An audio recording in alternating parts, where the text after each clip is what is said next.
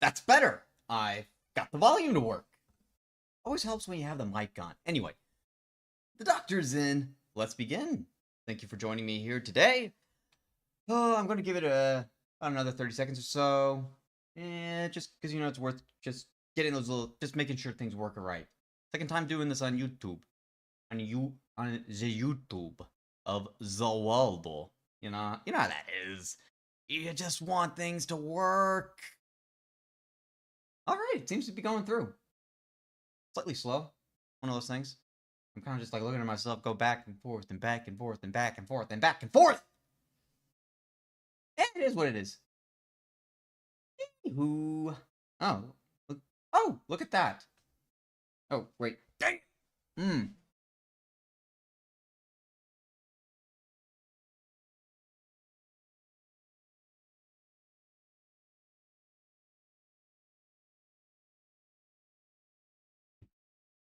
Sometimes, the lighting can just be so totally wrong. New locations. Anyway, things to do, people to see, things to do. Anyway, we were gonna talk about something here? Ah, yes, words! Anyway, how's everyone else doing? Everyone enjoying the good Thursday? The good Thursday? The good Thursday of the Thursday of the 4th? I have no idea what I just said right there, but it sounded like it made sense. It made more sense in my head. In the words of Homer Simpson, just because of some pills I found in the parking lot, I'm afraid that if I stop talking, I'll die. That was Morse code. You tell me what it means. Totally worth it. All right. Dum dum dum dum dum dum. Okay. Nope. Yes. No.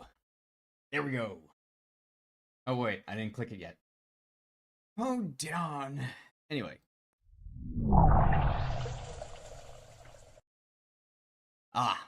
Finally, getting on to the good stuff here. And why in good, great, sweet, merciful, goose gracious am I speaking to you like this? Well, I don't know. Anyway, this is gonna be a lot of fun. I can tell. And, if anything happens, too loud, one of those, you'll let me know, chat. You'll let me know. Okay. There's a lot of people out there. Anyway. Okay. There's always these technical problems here and there. Am I recording? Yes, I am recording. Nice. All right. Welcome to tonight's show, or as I like to call it, the guide to how we've all accidentally been wrecking our own lives. That's right. Tonight we're covering the greatest hits of self-sabotage. How your brain overthinks everything, from that weird thing you said 3 years ago to whether that okay text means someone hates you. Because, if they don't love you, that must mean they hate you. We're also going to look at how you trick yourself into feeling productive while doing literally nothing you set out to do. And finally, we will discuss how you destroy your own sleep just 5 more minutes scroll at a time. And one episode too, but we'll get into that. So, today I'm going to break down the top 10 signs, the top 10 habits, and the top 10 traps. So you can laugh, cry, and maybe, just maybe, stop playing life on hard mode, okay? Then again, life is on hard mode, but you get tougher to the point that hard mode just ain't that difficult anymore. So, grab your snacks, gummy bears and jelly beans included, get comfy, and prepare to be lovingly roasted by your own behavior. The doctor's in, let's begin. That is a catchphrase, patent pending. Patent pending. How dare you? Okay.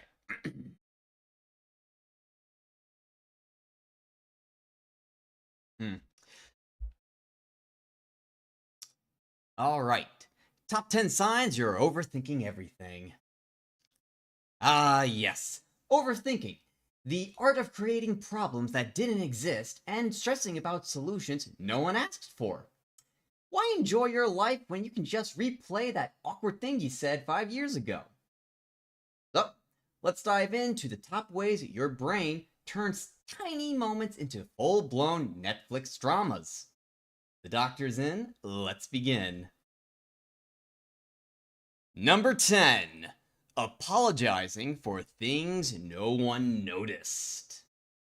Alright, this is where overthinking starts to quietly creep in. You catch yourself saying sorry for stuff no one noticed, like breathing weird on a phone call, or stumbling over one word over and over again because you could not pronounce it for the life of you, or waving awkwardly on camera. Your brain's hyper focused on tiny things you think stood out. But in reality, most people didn't even register it. It's only you. And here's another side of it. You apologize for things that don't even need to be apologized for. Like saying, sorry, I can't come to the meetup when, you obviously had prior plans. Or you say, sorry, I didn't reply sooner when it's only been an hour since that text message situation began.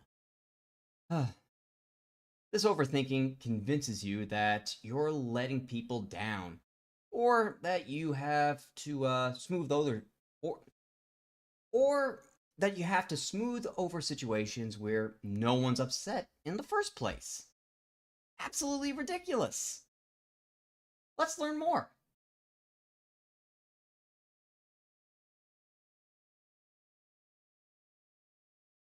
Number 9. Overanalyzing simple texts. You know this one.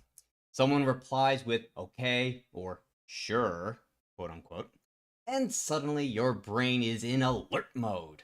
You're thinking, are they mad? Are they bored? Did I say something wrong? A message that was probably just typed quickly becomes this giant puzzle you feel like you have to solve right then and there. Overthinking turns these harmless messages into emotional landmines waiting to explode, ticking like a time bomb. And then you start reading between the lines. But most of the time, there are no lines to read between. The other person's probably just busy or didn't think twice about it. But your mind fills in the gaps with worry, and that's how you end up anxious over absolutely nothing. Nothing at all. Nothing at all. Curse you, sexy Flanders! Flanders. Where would Homer be without you? Anyway, that's sort of my overthinking. Anyway. Number 8. Doubting all advice. Okay, here's a subtle but powerful overthinking move. You ask for advice, but then second guess every suggestion. Your friend says, just go for it. And suddenly, you're wondering if they really understand your situation. Your mom says, maybe wait a little bit. And now you're thinking they don't believe you. This just shows how overthinking traps you in endless indecisiveness. Your brain keeps looking for the perfect, quote unquote, solution that doesn't exist. So you stay stuck. Isn't that great? No, it's not great at all, okay? That is sarcasm right there. That is bad. You don't want to be stuck. Mentally stuck. Or even stuck in quicksand too. I do advocate you be stuck in slime. Slime life. Live it, love it, hate it. Don't hate it. Anywho. Number 7. Decisions peril. Number 7. Decision paralysis over small choices. Well, overthinking doesn't just happen with big decisions, as we've all come to know. It can happen, it also happens, due to tiny choices as well. Sometimes the tiniest of choices. You know, pizza or sushi, burgers or salad, because, well, we should probably pick the healthier one, but oh geez. But what what if I regret it because it doesn't taste good? Healthy stuff doesn't taste good at all. Maybe I should save my money. But what if I feel unsatisfied? Oh geez, oh no, oh geez, Rick. And then suddenly, dinner itself becomes a crisis. Because overthinking magnifies small, low stake choices into high pressure decisions. And it uses up your valuable brain energy and time, which are again valuable. Respect time. Respect your time. Number 6.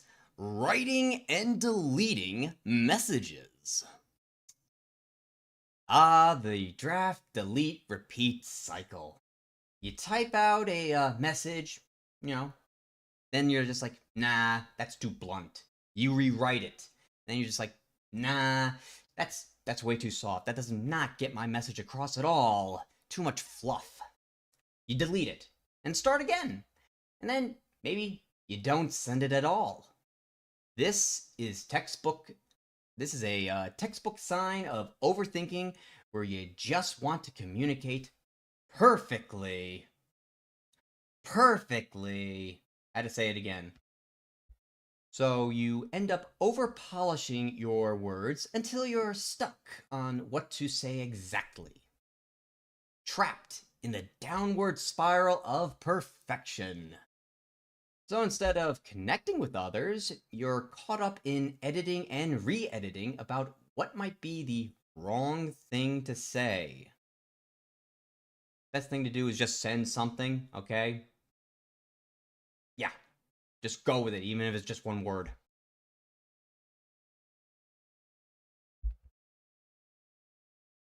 Number 5. Mentally rehearsing conversations. Okay. This one is such a classic overthinker move. You're prepping for small talk. You script what you'll say, what they'll say, and come up with your perfect, quote unquote, responses. It feels like you're being responsible, like you're reducing the risk of something going wrong. But here's the thing. Real conversations never stick to the script. Because all that rehearsal keeps you trapped in your head instead of helping you connect in the moment. Live in the moment. Plus, it's exhausting because you could end up like Sheldon Cooper, who was caught up in his friendship algorithm loop. It was funny, but also kind of sad. Though it was also funny. Big Bang Theory. It does have its moments. Number 4. Sleepless planning of future chats. Now, this is where overthinking starts stealing rest and relaxation time. You need that R&R. So, imagine this. You're lying in bed, body still, but your brain's running through a play-by-play of tomorrow's conversations.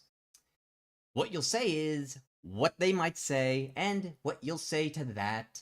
It's like arguing with an imaginary friend while you're supposed to be winding down. This is very much just like the last slot, only this time it's affecting your sleep.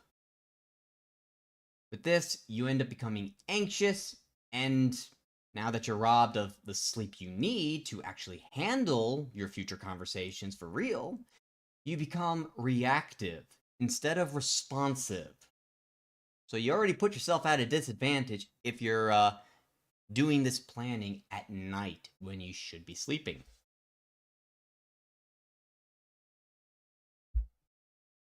Number 3, perfectionist planning that blocks action. This one is sneaky because it feels like progress. It feels like progress. Feels. That's the important word here. You're planning, prepping, fine-tuning, but the truth, you're stuck. Overthinking tells you if you just plan a little more, you'll be ready. But that moment of ready, quote unquote, never comes.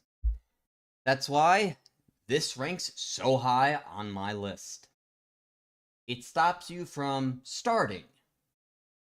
Instead of taking imperfect action, you're locked in endless prep mode, and nothing actually gets done.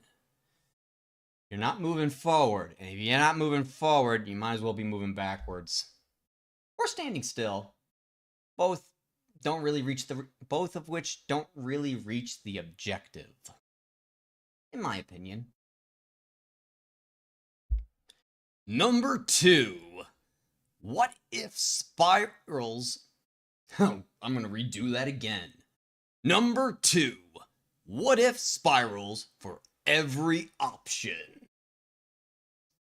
This is where every choice you consider leads to a spider web of what if situations. What if I choose wrong? What if it backfires? What if they hate me? Your brain keeps generating disaster scenarios after disaster scenarios. Your brain keeps generating disaster scenarios after disaster scenarios. So no option you make feels safe. You become paralyzed with fear, stuck in a storm of imaginary outcomes yet to happen where nothing feels right anymore. If this sounds like anxiety, then, yeah, anxiety. It's anxiety.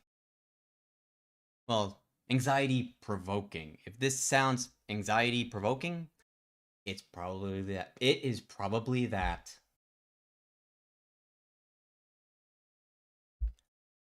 Number 1. Replaying conversations on loop. And this is the heavyweight champion of overthinking. You know the drill. The conversation ends, and instead of moving on, your brain hits replay. Like it's reviewing last night's game. You go over every word you said, every facial expression, every possible tone, hunting for where you messed up. Did you even mess up? That's what you're trying to figure out. This takes the top spot because it drains so much mental energy and gives you nothing in return. Nothing. It doesn't change the past, it just keeps you stuck, second guessing and doubting yourself. Don't do that. No, we don't want that. The funny part, or worst part, depending, is that the other person probably forgot half of the conversation 5 minutes later. And yet your brain's still running it on replay like it's the most important event of the year. This is overthinking's greatest hit, and it wears you out without solving a thing. Fantastic. Really not. Really not. So, if any of these signs felt a little too familiar, well, don't worry. You're in good company. We all overthink sometimes. The key is spotting it before it drains your energy or keeps you stuck. Which one hits you the hardest? Drop your favorite number in the chat below. No shame here, just solidarity.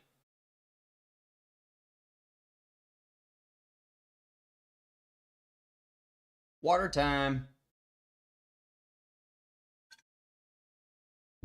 Feels good to do something like this.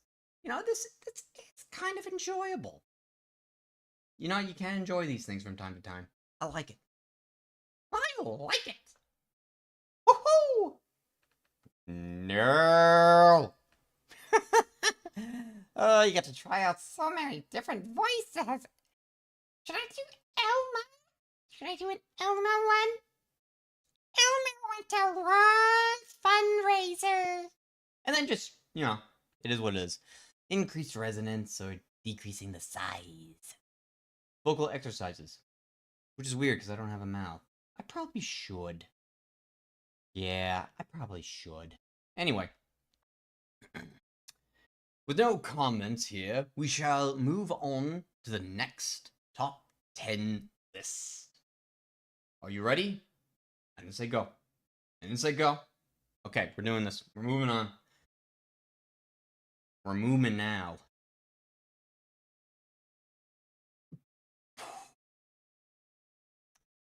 Okay.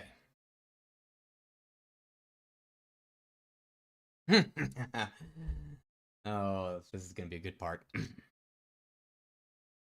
Procrastination isn't just putting things off. Oh, no, no, no. It's a full-time job. We don't just delay tasks. We build an entire fantasy where we look busy while doing absolutely nothing that matters. Let's count down the best ways we fool ourselves into feeling productive while our actual work gathers dust. The doctor's in. Let's begin. Number 10. Making to-do lists instead of starting. Oh ho ho. Oh, happy days. Oh, happy days. This one feels good in the moment. You sit down, crack your knuckles, and instead of tackling the task at hand, you grab a notebook and start making a to-do list. You organize, you color code, you break it down into steps. It feels productive, am I right? Wink, wink. But no. Actual work, it has not yet to have started. But no, actual work has not yet started. It's procrastination in disguise. The list makes you feel like you're making progress. But all you really have done is prep for that thing you're still avoiding. It keeps you safe, making the to-do list, it keeps you safely in the planning mode just a little bit longer. And while planning can help, I'm not denying that, it's not a substitute for starting the actual task at hand. You're better off taking that first step. Get started. Number 9. Cleaning before tasks. Unless it's Among Us. That one works. Anyway.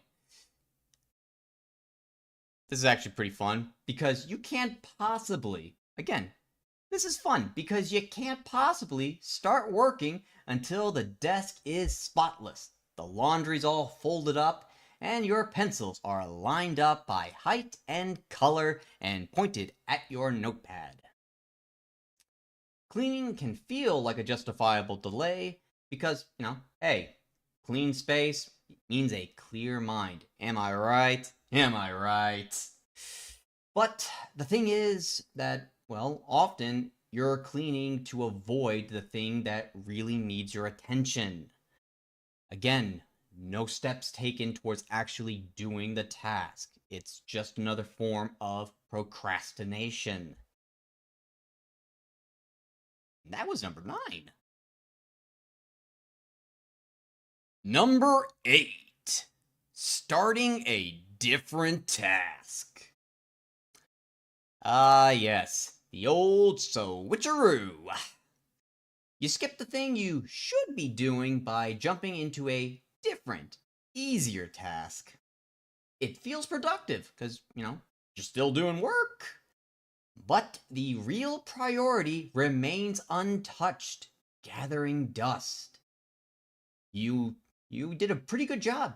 You tricked yourself into feeling accomplished, while the main goal is yet to be completed. Congratulations! Not. Anyway, that's why this is on the list. And gosh darn it, I even fall for this sometimes. In fact, it's amazing how I feel more motivated to do other tasks just to avoid the main task. It's not healthy, but hey, that's something I've noticed. Number 7, waiting for motivation. That was a good segue. Anyway, this one is a classic. I'm sure we all said we'll do a thing once we get the motivation for it. Wink, wink, nudge, nudge. And sure, it sounds reasonable. Nobody wants to force it, right? The thing is, motivation usually doesn't come first. Action comes first. Then motivation follows. It's like waiting for a magical burst of energy that'll make starting easier. But that burst rarely shows up until you've already begun the work. So this trick keeps you stuck, endlessly waiting for a feeling that doesn't arrive. It convinces you to delay while making you think you're being patient.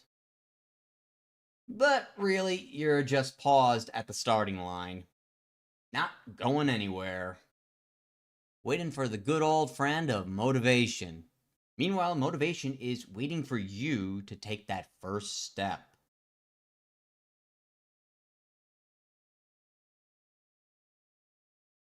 Number 6, over planning the plan.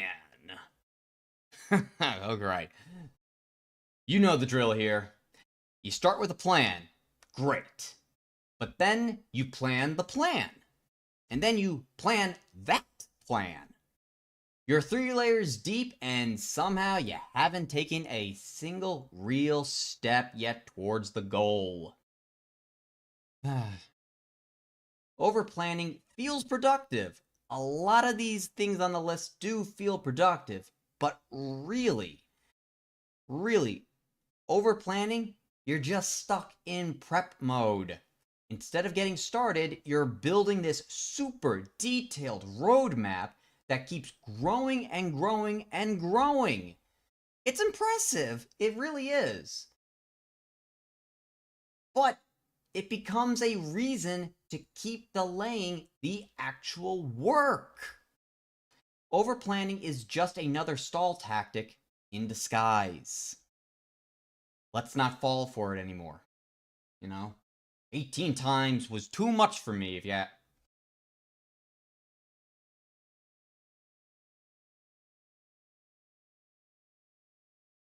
Number 5, endless researching.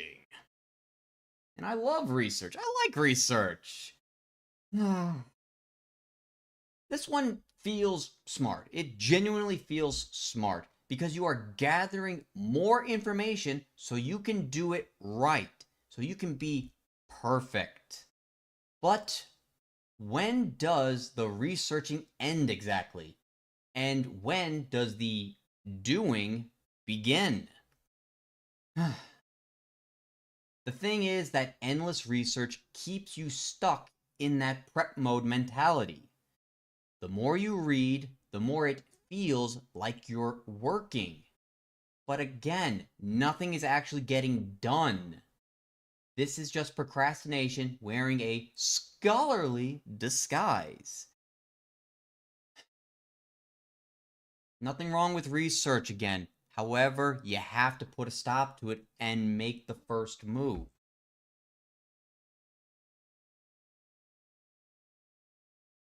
Ugh, I can't. I actually think about this with myself and my vocal training. Ugh, there were things, still are things I don't want to do. And yet, I know I must, if I am to succeed. So yeah, we're all learning. We're all still growing and improving. That's the point. Number 4.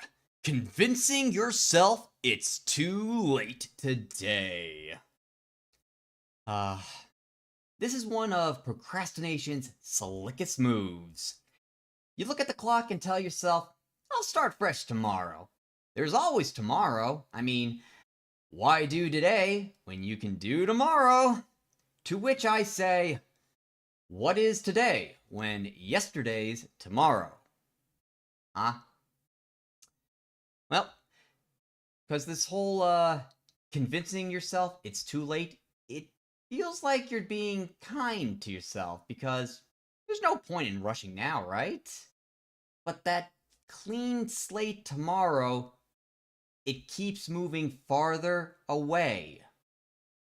It's a stall tactic where you are giving yourself permission to delay a whole day. Again and again and again. Oh, yeah, cannot stress that enough. And that is just not smart. That is just not smart, in my opinion, okay? You cannot sacrifice an entire day or an entire week, because one day becomes a week, and a week becomes a month, and a month becomes a year, and then a year becomes a lifetime. I don't want to look back 5 years with thinking back on myself 5 years ago and think like I did nothing. No, I want to look back on 5 years and said, Flu did something. Flu started something.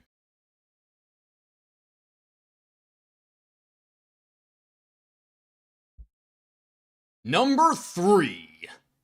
Taking a break before starting. Well, this cracks the top 3 because it's pure trickery, deceitfulness, roguish, in fact. As, you've done nothing yet, but somehow you've convinced yourself you deserve a break. I gotta ask, why? That break turns into more delay. Before you know it, the window you had to get started has closed. And because you haven't done anything yet, you don't even get the satisfaction of a break that's been earned. This is procrastination disguised as kindness to yourself. But really, it's quietly stealing your momentum before you even get started. Let's stop our momentum from getting stolen by these too early breaks that are not deserved. You know? Maybe if you do like 5 minutes of work, yeah, you deserve a break after 5 minutes of work. Maybe 30 seconds even. But at least you did something. These are things to think about. Well, at least I think about them anyway. Not often enough, though. I mostly think of Legos, trading cards, Yu-Gi-Oh! Chaotic, and, what I'm going to have for, well, dinner most of the time. Burgers, steak, and/or homemade pizza.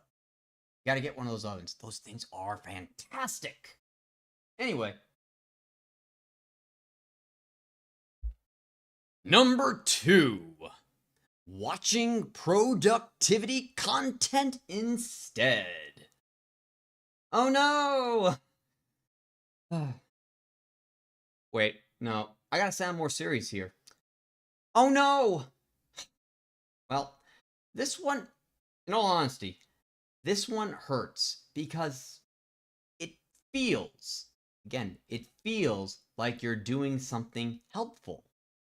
You sit down to do some work and somehow end up watching videos on how to be productive. Maybe it's tips, life hacks, or some fancy, gorgeous green influencer showing their morning routine at 5 a.m. with a green machine smoothie. Yeah. Well, this lands at the number 2 spot because it's one of procrastination's most convincing disguises. because it feels like action. It tricks you into thinking, I'm improving myself. But what's really happening? You're watching other people talk about doing things, while your own tasks stay untouched. And it's a slippery slope. One video turns into three, and next thing you know, an hour's gone and nothing on your to-do list is done. It steals time while making you feel like you're winning. No, Charlie Sheen, no, not. We are not winning this. When we fall into this trap, we do not win.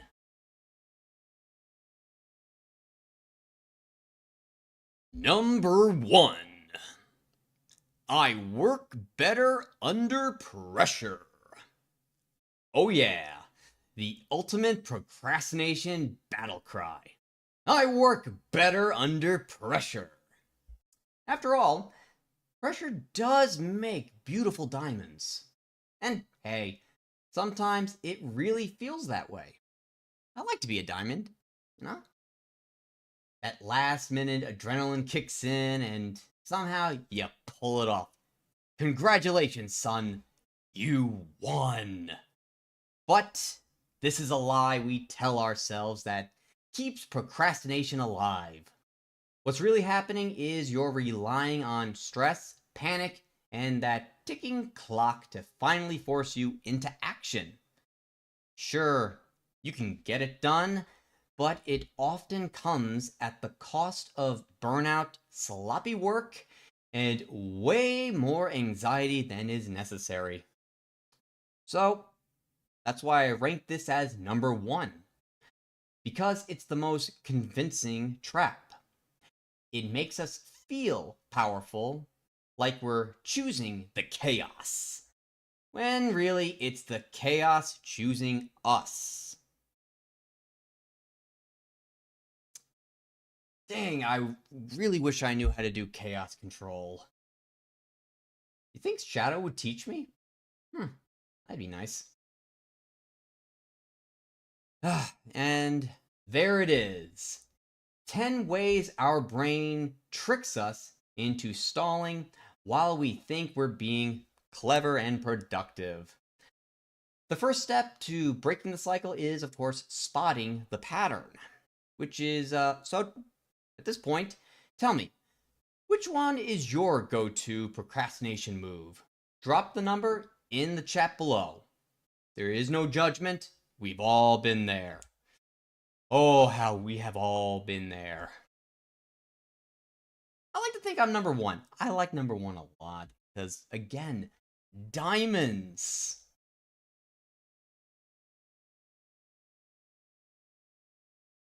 And a water break.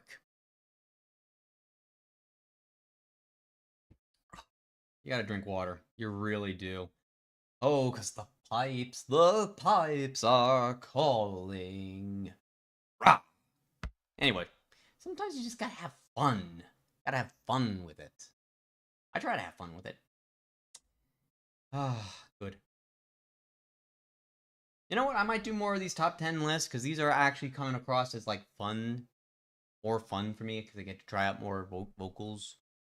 So maybe in the future I'll try to always have like some sort of a top 10 list followed by the topic of discussion, which, you know, they may not all relate to each other, but yeah, that sounds like it could be pretty darn fun, if you ask me.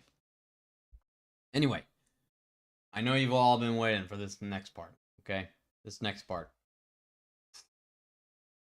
Final part. Let's do this. Any questions? No questions? Bueller?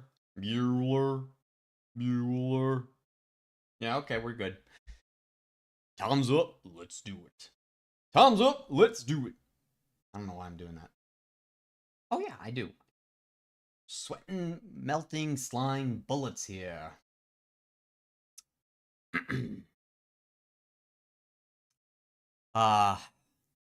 Sleep. We all want it. We all need it. And we all sabotage it like pros. Good job. You say you're exhausted, but then you're watching otter videos at 1 a.m. in the morning with a bag of chips and possibly gummy bears. Let's break down the top ways you're ruining your own rest without even realizing it. No, it's not just the caffeine, and yes, I am calling you out. The doctor's in, let's begin. And yes, I am calling you out. The doctor's in, let's begin. Oh, there's good stuff like that. I like that a lot. You know what? I want to do a double take of that for a second. That one felt pretty good. That one felt pretty good right there. Sleep. We all want it, we all need it, and we all sabotage it like pros. Good job there. So, you say you're exhausted, but then you're watching otter videos at 1 a.m. with a bag of chips, gummy bears, and donuts. Let's break down the top ways you're ruining your own rest without even realizing it. And no, it's not just the caffeine. And yes, I'm calling you out. The doctor's in, let's begin. Nailed it. Number 10. Inconsistent sleep schedule. You would assume this is harmless. Again, you would assume. You would assume this is harmless. Going to bed and waking up at different times each day. Maybe you stay up late on weekends, sleep in a little bit, then try to get back on track during the week. Nothing wrong with that. Unfortunately, your body's internal clock gets confused. This confusion messes with the release of melatonin, the sleep hormone, and throws off when you feel tired or alert, resulting in you struggling to fall asleep, waking up at weird times, or feeling groggy during the day. That's why even small shifts in your sleep schedule quietly chip away at your sleep quality over time. It builds up. Number 9. Napping too long or too late. Because who doesn't enjoy a good power nap? I mean, I love it. I love a good power nap. But it backfires. It most certainly backfires. Naps can help, but when they stretch past 20 to 30 minutes, or you take them too late in the day, like say 4 p.m., well, naps mess with your ability to fall asleep at night. So a well-timed nap can help, but if done wrong, it can be a negative on your nighttime sleep. Number 8. Eating heavy meals late at night. Well, this one feels comforting, but when your body's busy digesting, it can't fully wind down. Instead of resting and digesting as it should, your digestive system is working overtime, and that can disrupt your sleep cycles. Your heart rate stays higher, your body temperature can go up a bit, and your body stays active instead of sliding into rest mode. On top of that, lying down on a full stomach can increase the chances of reflux or heartburn. And nothing, and I mean nothing, ruins sleep faster than that uncomfortable burn in your chest. Again, your stomach, it needs bedtime too. Be kind to your stomach, and it will be kind to your brain. Gut health. Number 7. Late night workouts. All right. I get it. Sometimes the only time you can actually squeeze in exercise is late at night. And it feels great to move your body, right? But your body doesn't switch from beast mode to sleep mode instantly. Be great if it could, it can't. A hard workout raises your heart rate, pumps out adrenaline and revs up your metabolism. All good things. All good things. But not when you're trying to wind down and go to bed. Instead of calming your system down, you're firing it up. And that makes it harder to fall asleep. Or you might fall asleep but not stay in the deeper stages of REM sleep as long. Again, working out, it's a healthy habit. Just don't do it at the wrong time. Number 6. Watching TV or scrolling for just 5 minutes. Here's one here's one that we've all done, because we tell ourselves just 5 more minutes or one more episode because, it can't hurt. And then suddenly it's 1 a.m. or 2 a.m., 3 a.m. really for most of us. And, this earns its spot because it steals time without us even noticing it.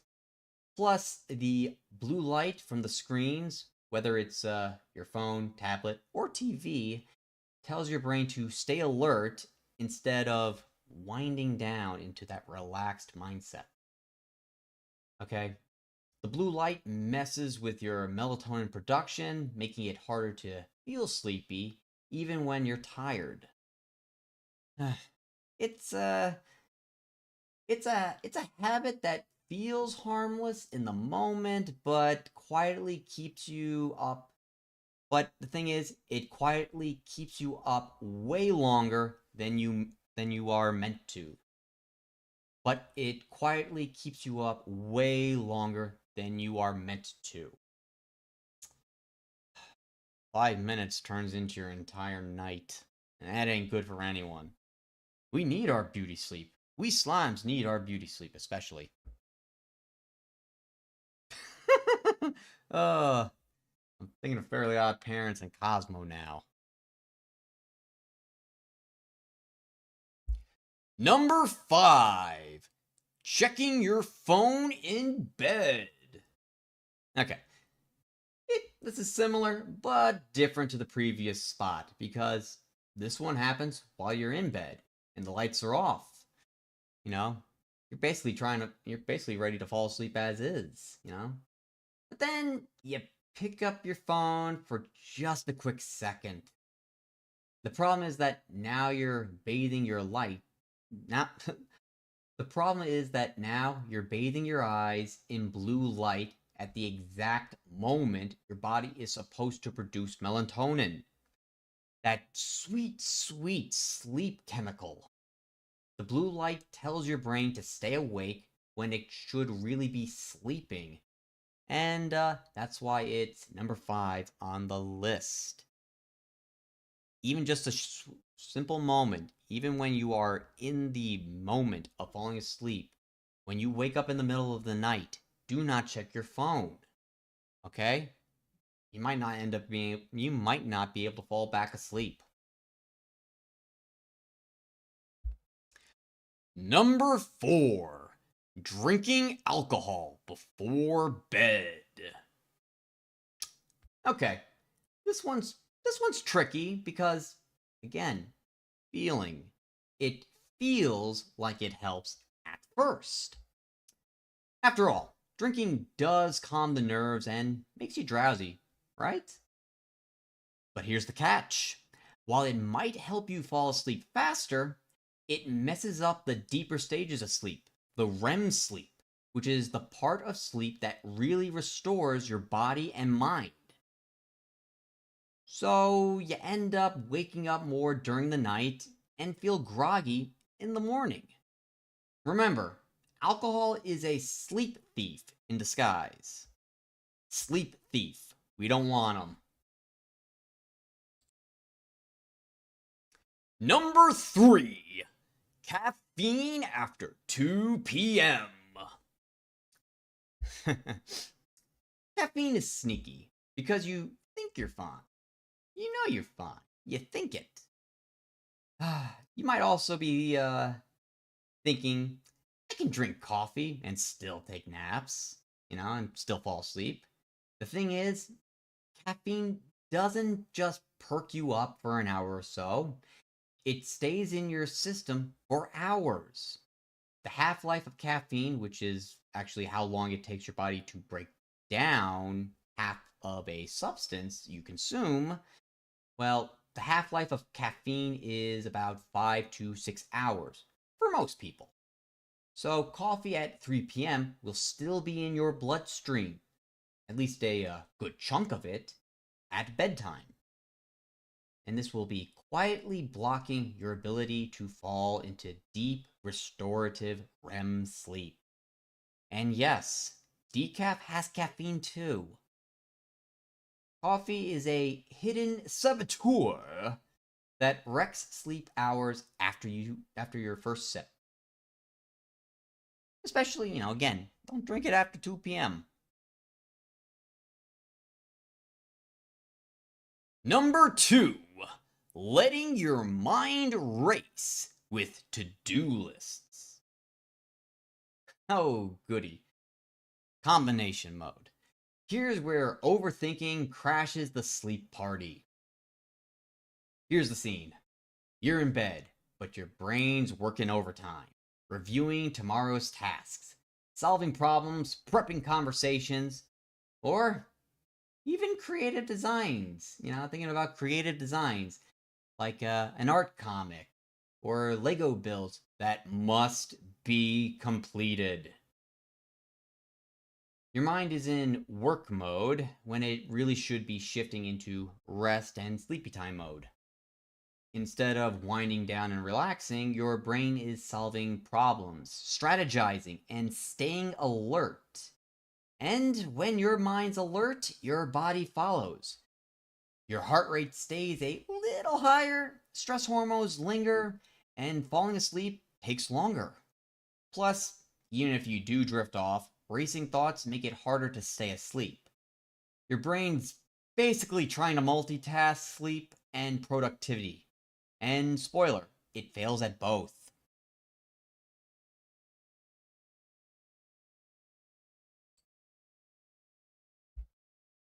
Number 1, revenge bedtime procrastination. Ooh. Even if you've never heard of the term, I bet you've lived it. You've had a long day, work, school, responsibilities, all the above, and then suddenly it's late at night. And instead of going to bed like you should, you're like, nope, I'm staying awake. I deserve this time. Well, this lands at the number 1 spot, in my opinion, because it's a choice that feels empowering.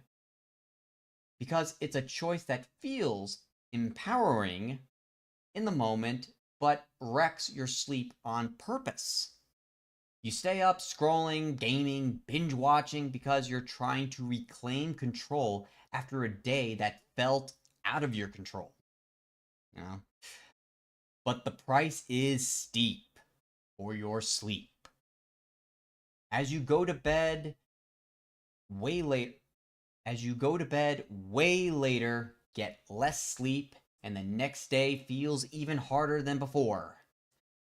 This makes you want that revenge time again the next night, and the cycle continues. That's why this is at the top of the list. It's a self-sabotaging loop that keeps feeding itself. All right. Now you see how those little habits quietly team up to mess with your sleep. The good news? Small changes can make a huge difference. So, tell me, which one of these on the top 10 list is one of your biggest sleep thieves? Drop your number down below, as I'm curious to see which one's the most common. I got a feeling it's gotta be number 1. No, wait, no. It's gotta be number 2. Number 2. I got a feeling it's number 2.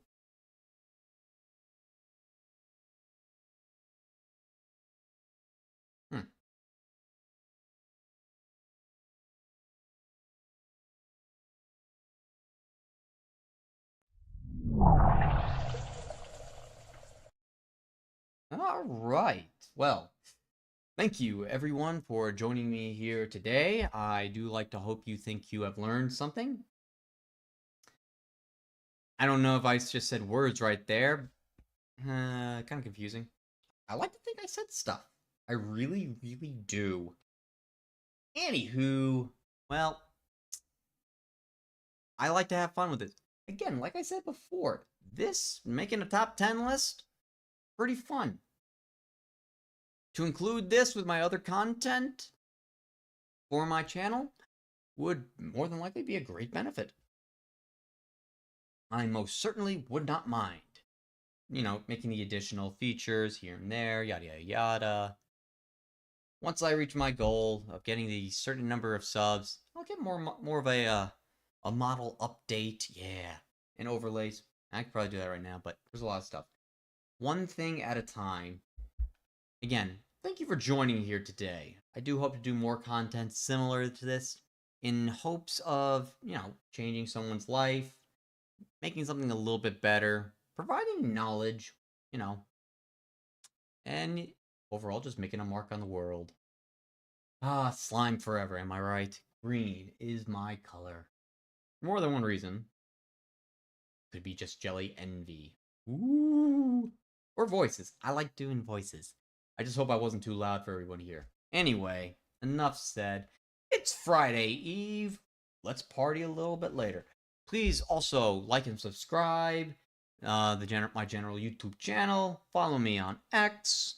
I also do gaming streams on Twitch. Specifically, you got to separate the two, kind of like a rule of content creation. And why am I now switching over into a sort of mobster-like accent right now? Forget about it. Oh, wow. No. We're not doing that. We're not doing that. What? I want a cracker. I want a cracker.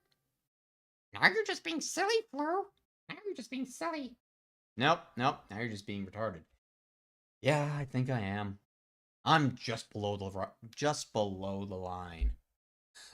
I can't help but think about Family Guy right now. Anyway, thank you again for joining me here today. Have a great Thursday. I hope to see you soon. Ciao. Later. Auf Wiedersehen. Oh, goodbye.